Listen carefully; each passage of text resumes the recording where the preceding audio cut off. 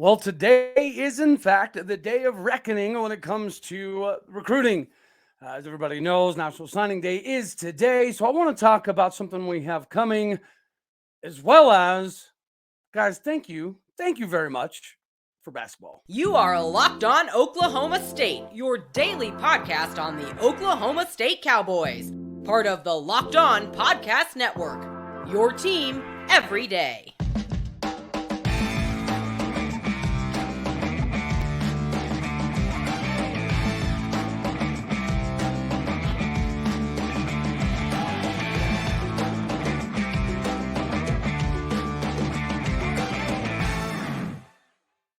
Howdy, y'all, and hello, all. Welcome back to Locked On Oklahoma State, your daily stop for all things cowboy and cowgirl related.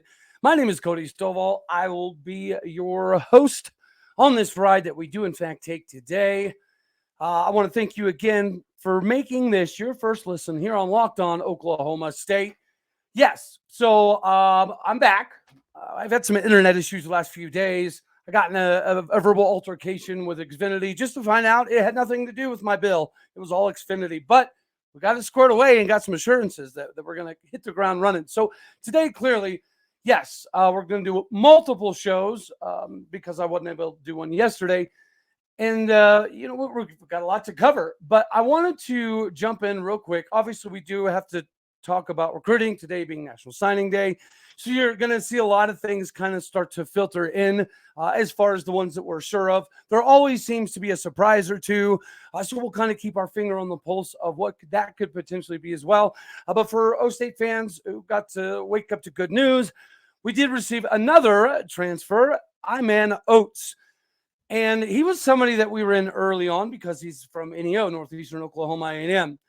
And, whenever you're looking at film from a JUCO, it is kind of hard to diagnose because it's a junior college level, right? And so you have a good mixture of some players who just want to continue to play, mixed in with a lot of players that have the ability to play D1, whether it was academic or physicality-wise, needed to gain weight, lose weight, whatever it may be. There's a multitude of reasons people go JUCO. So when you're diagnosing JUCO film, again, it's not the easiest thing in the world to do, but what are you looking for? You're looking for almost complete domination.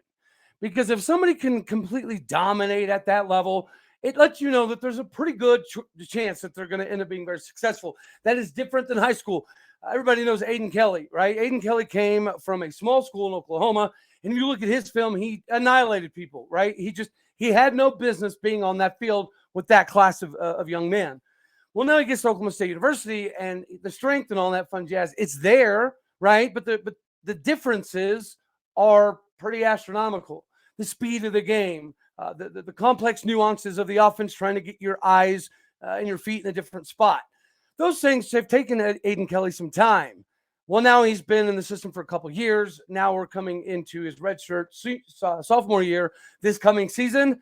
We should see a lot of massive improvement, right? This is that time clock. Well, for Iman Oates, it's a little bit different. He is 100% absolutely dominating people. It's funny to watch because it's another scenario of this dude is just too much to handle.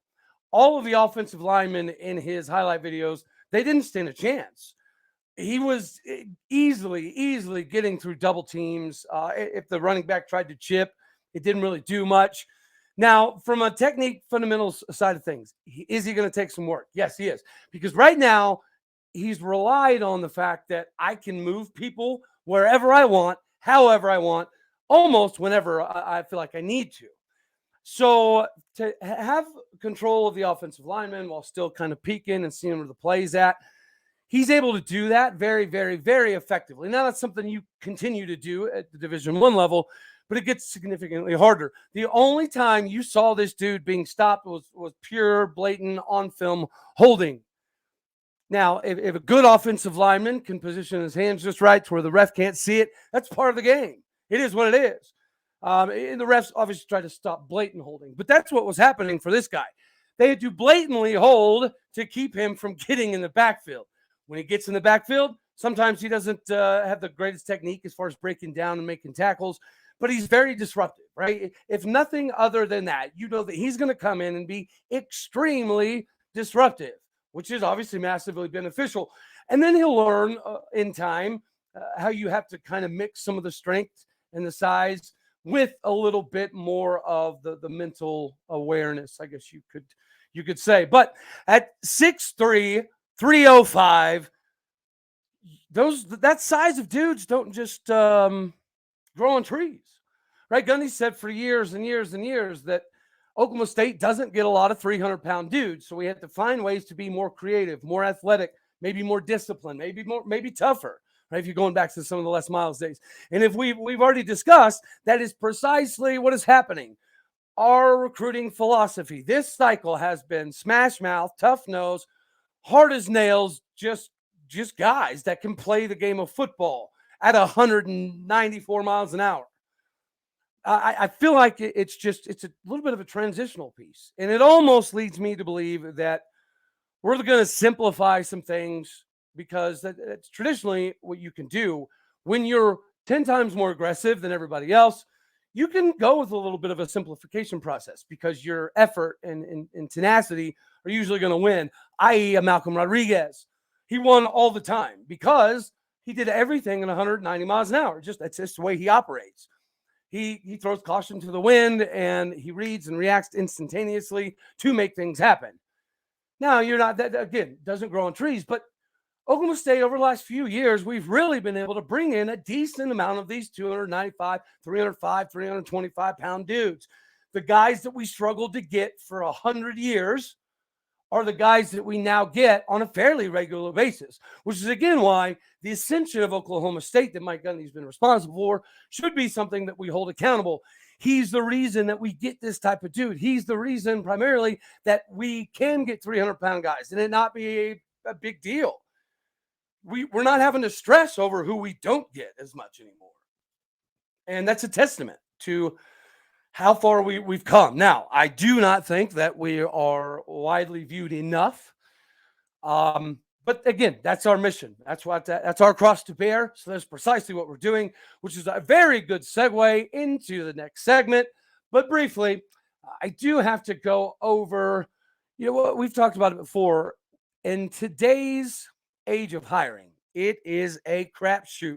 Let's call it like it is. It is a crapshoot to try to find candidates that 100% want to be part of your business, or at least 100% can do the job. This is why you've got to check out LinkedIn Jobs. LinkedIn Jobs helps you find the right people for your team faster and for free. And then just go right now, right? You can post your job for free.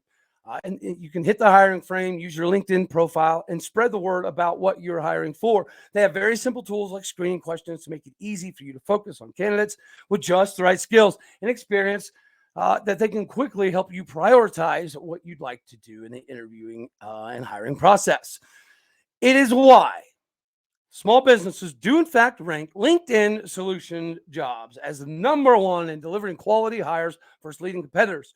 So your call to action today is go to linkedinjobs.com/lockedoncollege to post your job for free. Again, that is linkedin.com/lockedoncollege to post your job for free today. Terms and conditions do apply. Okay, as I just alluded to, seamless transitions. As we're growing this channel and we have the help of a lot of people involved, we need to continue to get as many eyeballs on O State as possible, because we haven't got enough out there, right? But what you're looking for when you have a call to action to the fan base is a response. Now, is our following where it needs to be? No, we got miles and miles and miles to go. It's amazing that you guys have all been on this journey thus far with us, but we've got a long way to go. But clearly, some of the things that we've been kind of discussing has been beneficial, because if you look at the attendance for A&M Corpus Christi, sorry, well, they did get crispy by the score, but you look at the attendance, right, and it was better. Is it mind-blowing? No. Is it the setting records? No. But is it better? Yes. So the difference between whatever the conversation was the last home game and the conversation to this home game, it's working, ladies and gentlemen. So I need y'all's help to continue to, let's just push the proper narratives. Let's not fall down. And when we hear people from other schools talk about how terrible Oklahoma State recruiting is, just it's research, right? I know it's difficult for some people 72 miles south of us, but nonetheless, it's not rocket science. I mean, if you look at the basketball attendance again, I want to say thank you to everybody because it is better. It is getting better. And now we have the opportunity to show up and show out whenever we return from break. And these dudes return from facing a top 5 KU squad in Lawrence, Kansas. So we get to go into the fog. And guys, okay, so let's think about this. I guess on face value, maybe you could say, well, Cody, this could be a runaway train of a game, right? It could be. But let's take this into context. We played the number 2 team in America, UConn, better than most anybody else they've played thus far, right? They're just running roughshod through people. And not only did we hold them all the way to the end of the game, we made them fight for it. It was a battle that they had to win, that we made them earn. Lost by 10 in their backyard in UConn, still undefeated, now number 2 in America. They just continue to cruise. And we did all this with, you ready for this? 5 assists.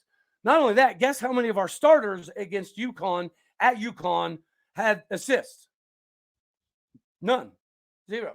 All 5 of our assists were off of players that come off the bench. So we were able to go toe-to-toe with the number 2 team in the country without our production being anywhere near acceptable. So, am I painting a picture? I guess I am to some degree, but the picture I'm painting is very transparent. We are good. We're very good. It's just we're missing a few little things here and there. And mostly it's been offensively, right? From the defensive side of the ball, we've been doing pretty good all year. No matter who we've played, what the situation is, for the most part, the defense has stepped up. The offense has seemed to be a little bit of the problem. Well, when you drop 81 points and you only give up 58, not only is your defense continuing to do its job, but you're hoping that you're starting to see a little bit more of the offense come together. Kalib Asbury, his team calls him C5. He's out with an illness, and I think he will miss KU. He might not. I'm not sure. But I know he's at home right now, and he'll be back. But the last couple games, you've seen him come on. You've seen him come on and be able to hit some threes. And then so with him being out with an illness, you need consistency. Now you got Bryce Thompson drops a cool 13 points. And so this is a few games in a row where he's hitting 18, 16, 13, 15. He's right at that junction where I think he might be able to take off. Because let's just let the people know that Bryce Thompson is a dude that can drop 25, 35, dare I say 40 points if he ever legitimately finds his feel. We have a lot of offensive capabilities, right? And I think you look no further than John Michael Wright. Boynton mentioned in a game the other day before the Corpus Christi, A&M Corpus Christi game, he mentioned how you can just kind of, you can just kind of see when you have players that are streaky as opposed to peaking. And when you have somebody like Kalib Asbury that's starting to drop threes down pretty regularly, and then you want to see the consistency out of Bryce Thompson, and then you also want to see it out of Avery Anderson. And we haven't seen that yet. So it's just, am I being negative? No, I think if anything, I'm being more positive. We have still yet to put together a full 40-minute performance. When that happens, it's going to happen, right? The question is, how often is it going to happen? If it happens just a few times, then it's going to be a rough season. Are we going to knock off a few top 10 teams? Yeah, probably. The Big 12 is loaded, and it's going to give you the ability to be tournament ready. All you got to do is weather the storm, and again, continue to find a little bit more consistency. And when you have somebody come off the bench like a Chris Harris, who's obviously more of a role guy, right? He comes off and he jacks up 6 threes, and he scores points.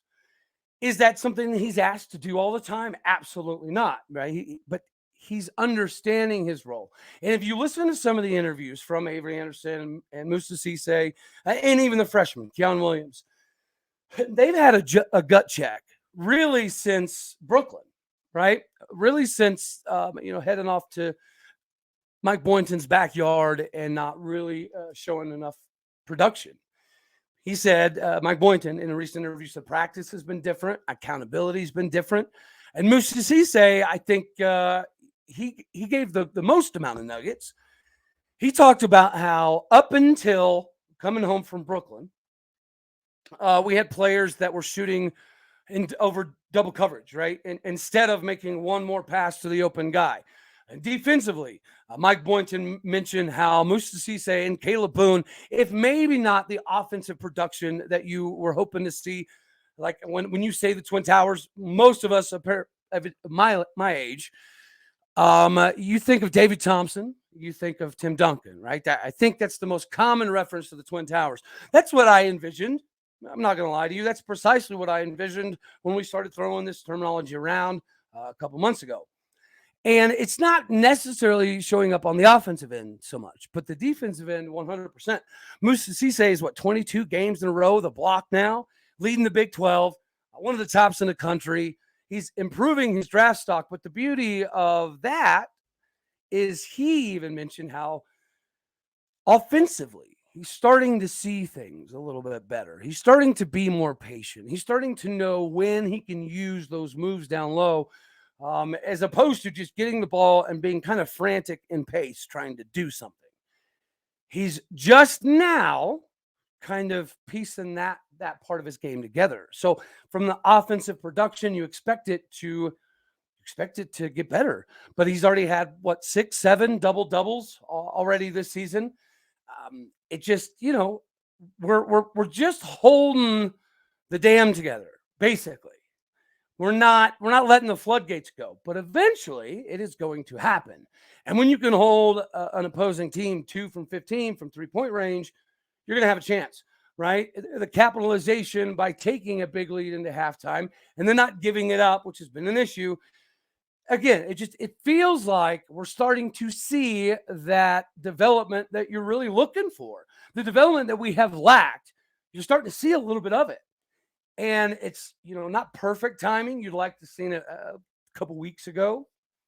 But the point of non-conference schedule in any sport at any time is to correct some errors, to see what you have, to figure out what's going to work and what's not going to work. Because maybe what you planned on doing the entire offseason, what you geared the focus towards, sometimes has to shift. It sometimes has to change.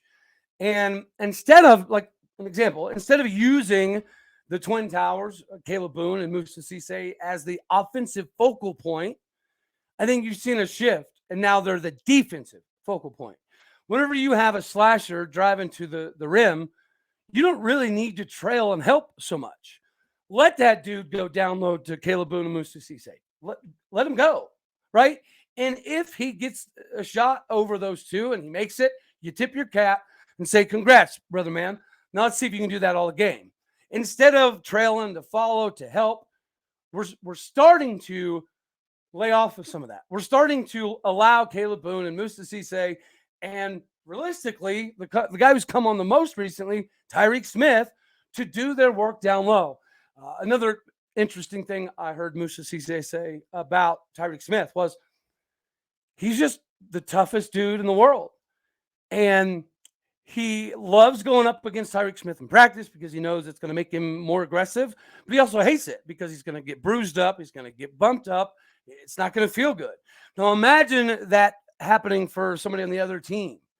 You got to deal with the massive head case that Moussa Cissa is.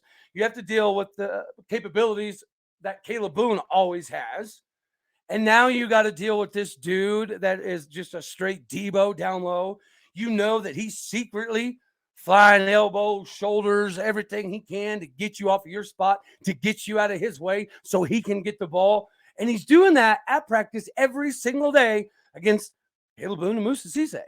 So there's not very many people in the country that are going to be able to challenge that away, which is, I think, why you're seeing Tyreke Smith come on. I think he's having a realization that I'm not going to find very many guys that go up against better than the two dudes I'm seeing in practice every day. So if I can out-rebound Moussa Cissa in practice, if I can out-rebound Kalib Boone in practice, then I dang sure should be the guy getting rebounds when I'm down low. And his offensive production is very small. He doesn't shoot a lot, but his efficiency is absolutely phenomenal. Moussa Cissa mentioned that it's one of the tops in the country. I didn't look that up, but I'm going to take Moussa Cissa's word for it on that one because I believe it, because he doesn't shoot very often. It's usually dink and dunk and layups and dunks and rebounds, putbacks, that type of thing. But it's points are points and production's production. So if you're scoring at a 90% clip, it doesn't matter if you only shoot a few times a game. It is what it is. So I love the fact that we are starting to see a little bit of these nuances of the game that we struggled with. And now we get to go to action in Lawrence, Kansas on New Year's Eve against the number 4 ranked KU Jayhawks with one loss. The historic Allen Fieldhouse, the Fog, is hopefully going to get a whole dose of Oklahoma State for 40 minutes. If we play 40 minutes, we have more than a shot. If we play 40 minutes straight, we should be in the game till the last shot, the last few seconds. So, it's exciting. This is an exciting time to be a Cowboys fan. And of course, with National Signing Day, we'll have another show a little bit later on, going over some more of the potential recruits and or transfers that we have signed. But before we do that, it is very important, especially in this holiday season, that we all collectively just remember that it doesn't win to drink and drive, even if you've done it before. It doesn't matter, right? Now, if you're driving high or drunk or impaired, under the influence, and you think you're good, well, you're probably not. Driving under the influence of marijuana is against the law in every state, even in states that marijuana is in fact illegal. Then that definitely means that driving high should and could get you a DUI. If you think law enforcement officers can't tell when you're driving high, you're wrong.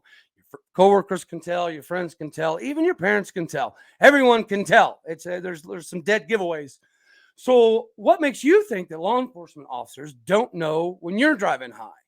Driving under the influence of marijuana can slow your response time and change how you perceive time and speed. Even if you think you are fine to drive when high, you're probably not, bud. Because the bottom line is, if you feel different, you drive different. Driving high, you're driving under the influence. So remember, drive high, get a DUI. This stuff is just, it should be nonsensical, right? But unfortunately, it's not. So again, the NHTSA wants you all to remember that if you feel impaired, you are impaired, and you'll drive impaired. And then you're putting your life, and other people's lives at risk. And it's just completely unnecessary. All right, so now let's take this fun little segue over onto women's basketball. Because as we've heard some fans say, we want a winner. We want to show up to Galgaraba, and we want a winner. Well, you got one, and you're 10-2 Oklahoma State Cowgirls, who just played a pretty good Air Force team, right? The record maybe not indicate, but the pace of play that they use is fairly unique. They're full court press all day, every day. It is inevitably going to wear teams out, and it's going to equal some wins in the win column. They've got to figure it out. But nonetheless, what does it do? It gets you prepared for that level of intensity, right? That hardcore nature of a game you don't see all the time. It is a fact of life. So when you talk about somebody like Alua Garzon, who is the 6th woman of the year thus far in definitely the Big 12, probably college basketball, actually. When you got somebody coming off the bench averaging darn near 20 points a game, that's huge. So you expect her to come off the bench and do what? Drop buckets. But then you also remember Naomi Alnada, somebody who was brought in, who I don't know, we all pegged as being the driving force for the team. The first few games, she didn't really appear a lot on the stat sheet, but here she's come this last few games. She's filling it up right now, and she's doing a very good job. And then having somebody like a 5th-year senior, right, Claire Chastain, come back home to Oklahoma to make a run at this thing. Again, these girls expect to go somewhere. These girls expect to win. They love what they're doing. They love their teammates. They love Oklahoma State, first and foremost, and they talk about it quite often. This is one of my favorite discussions when it comes to a fandom, is our women's basketball team and our women's softball team carry themselves with more swagger, more give a hoot, and more ability than a decent amount of our men's teams. And, so it gives you a really, really, really good reason to get behind them. They're good. They score. They play fast. They play aggressive. They never quit. And, their coach has their back 24/7. And you get things out of her in press conferences. Again, it's my biggest press conference frustration with Gundy is, he just, I don't know, he doesn't say anything. And you have the rest of the coaches on campus that have no problem, zero issue, telling you what happened in practice, what went wrong in practice, what they changed, what they fixed, what they ate, what time they went to bed, why they're doing good, why they're doing bad, what player needs to work on what. It's just, it's so refreshing, and it allows you as a fan to get more excited. The more your coaches are engaged, the more your players are engaged, the more you are engaged. And as we are trying to find different ways to help fill up Gallagher Arena, you can't say that J.C. Hoyt ain't doing it the right way. You can't say that J.C. Hoyt doesn't have us more excited about women's basketball than any of the Butke years, right? And we had some good teams then. I'm not saying that some of the players should be overlooked, not at all. But this level of excitement, the bought in, we're going to do something dangerous this season mentality on a team that was picked, to be ninth place in the Big 12 and in the 100 and whatever number overall. You're not seeing that. These girls expect to win. And you have people like Taylor Collins chipping in. Everybody knows that name. Her dad played for the Final Four squad with Randy Rutherford and Big Country. So, she loves getting down there and dropping 12 points, getting a few rebounds, getting a few assists, diving on the floor for loose balls. Taryn Milton, somebody who obviously, we needed to have some production out of this season. Lexi Keys has a very, very good stroke from the outside. So if you think that maybe, okay, Leor Garzon's a little bit off today, that's fine. You have so many other options. And the biggest part is there's some depth behind it, but all of the depth is what? They're upperclassmen. All of the depth that we have for women's basketball team, their ladies are coming into the game and they have a job and they know what their job is and they know how to perform their job and they do it very well. It's such a breath of fresh air what J.C. Hoyt is doing. And again, I liken it to Kenny Gajewski. They're building more excitement and momentum than anybody else. Is anybody else on campus driving more just excitement, not tickets, not sales, not butts in the seats, but I'm saying excitement. When you see them have interviews, when you talk to the players that are involved in the programs, you feel the excitement, you see the excitement, and it gets you excited.